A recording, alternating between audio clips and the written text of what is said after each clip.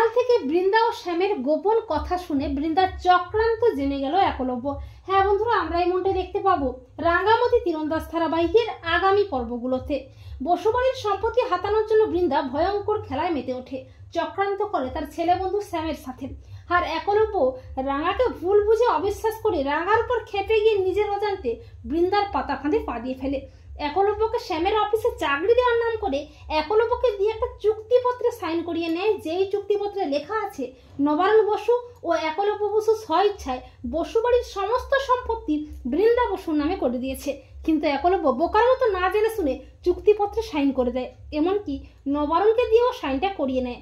অপরদিকে রাঙা সাংবাদিকের ছদ্মবেশে গ্রামে গিয়ে আসল সত্যিটা জানতে পারে।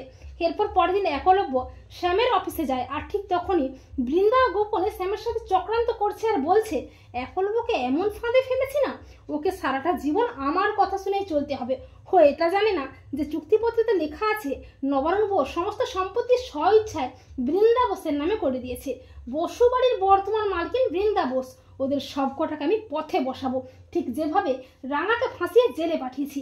এসব কথা শুনে চমকে উঠে একলব্য। একলব্য বলে, তার মানে বড় বৌদি আমাকে মিথ্যে চাকরি দেওয়ার নাম করে বাড়ির সম্পত্তি হাতানো চক্রান্ত করছে, আর আমিও কিনা বোকার মতো বড় বৌদির পাতা ফাঁদে পা দিয়ে ফেলেছি। আর কি যেন বললো, রাঙামতিকে ফাঁসিয়ে জেলে পাঠিয়েছে বড় বৌদি। তার মানে কি সত্যি রাঙামতি নির্দোষ, সবটা বড় বৌদির চক্রান্ত? না না, আসল সত্যি আমাকে জানতেই হবে।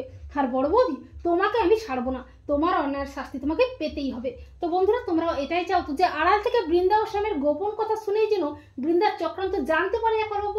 কমেন্ট করে এক্ষুনি জানিয়ে দাও তোমাদের মতামতটি।